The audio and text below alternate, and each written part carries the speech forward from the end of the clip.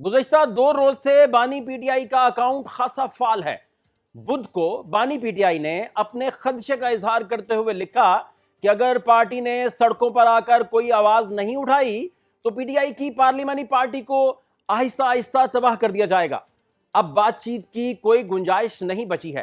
برسٹر گوہر، سلمان اکرم راجہ، علی امین گنڈاپور اور جنید اکبر کو تاکید کرتا ہوں کہ بھرپور طریقے سے تحریک چلائیں، لیکن اس سے ایک دن پہلے بانی پی ٹی آئی کی ٹویٹ میں کافی مایوسی نظر آ رہی تھی۔ انہیں تحریک کا کوئی مومنٹم نظر نہیں آ رہا تھا، اور یہ کہ پارٹی کا ہر فرد اپنے تمام اختلافات فوری ختم کرے۔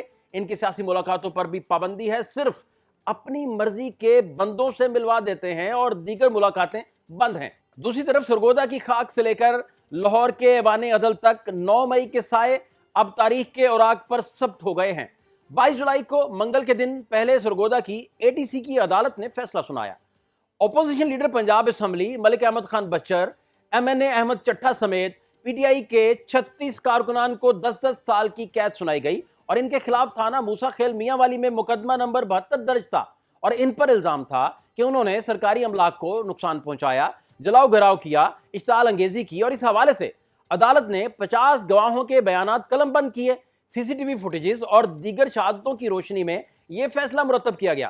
22 جولائی کی رات کو ایک اور فیصلہ آتا ہے، اور یہ فیصلہ لاہور میں قائم انسداد دہشت گردی کی عدالت نمبر 3 سناتی ہے۔ خصوصی عدالت نے 9 مئی کو شیر پاؤ پل پر جلاؤ گھراؤ کے مقدمے میں تحریک انصاف کے رہنماؤں، جن میں ڈاکٹر یاسمین راشد، میاں محمود رشید، اعجاز چودھری اور عمر سرفراز چیمہ سمیت 8 ملزمان شامل تھے، ان کو 10-10 سال کی قید سنائی، جبکہ شاہ محمود قریشی سمیت 6 ملزمان کو مقدمے سے بری کر دیا گیا۔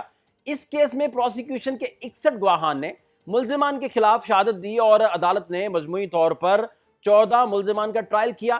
سانحہ 9 مئی کے مقدمے کے اوپر تلے فیصلے آنے کی وجہ سے 8 اپریل 2025 کو سپریم کورٹ کا وہ حکم ہے جس کے تحت عدالت عظمیٰ نے ٹرائل کورٹ کو کہا تھا کہ 4 ماہ میں ان مقدمات کا فیصلہ کریں، اور 8 اگست کو یہ مدت ختم ہو رہی ہے۔ اس حوالے سے جلد فیصل آباد اور دیگر عدالتوں کی طرف سے بھی فیصلے آنے کے امکانات موجود ہیں، تاہم ان حالیہ فیصلوں پر قانونی اور آئینی حل کے اعتراضات کر رہے ہیں۔ مختلف قانونی شکم کی نشاندہی کی جا رہی ہے۔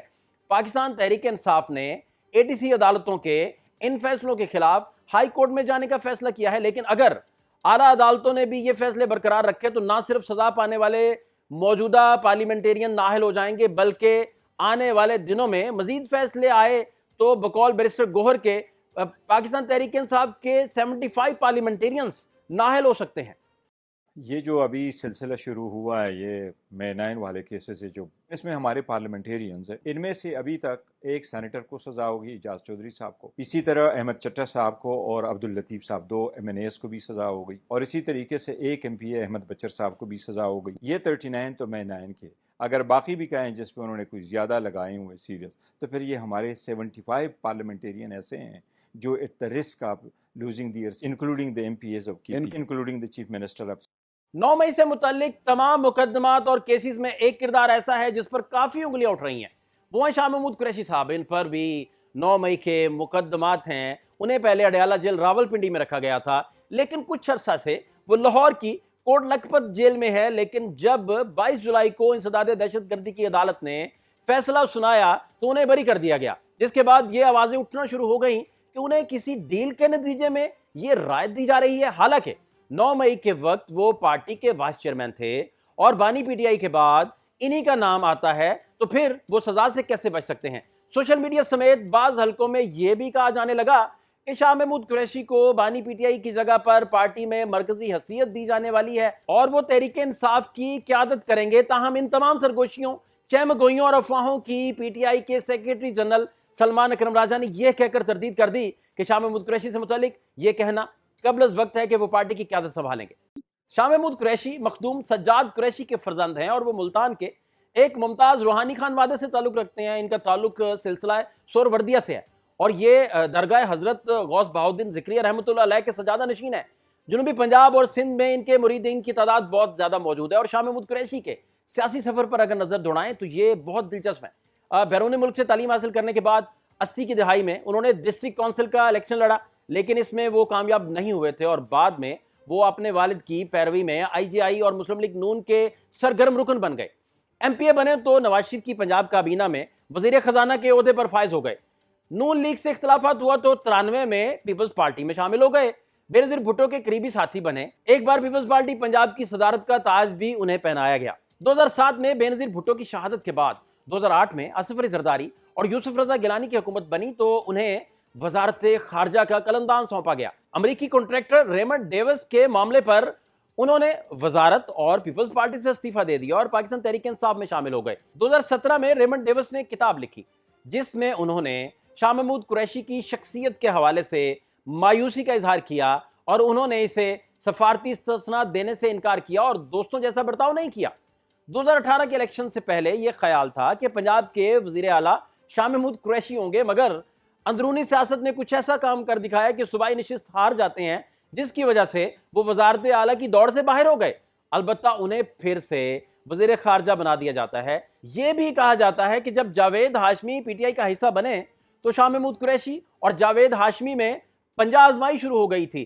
جتنا عرصہ جاوید ہاشمی تحریک انصاف میں رہے، شاہ محمود قریشی ان کی وجہ سے اپسٹ ہی رہے. اس کے علاوہ جہانگیر ترین اور شاہ محمود قریشی کی گروپنگ نے بھی تحریک انصاف کو کافی نقصان پہنچایا.